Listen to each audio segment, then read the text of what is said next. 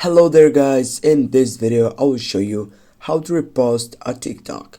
First guys, simply go and open the TikTok application, and right after that you need to go on your home screen and find for video such as this video for example.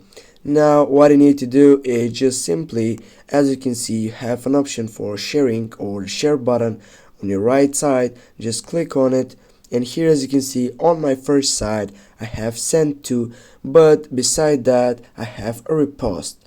I need to go on first selection, the select where it says repost. Click on repost.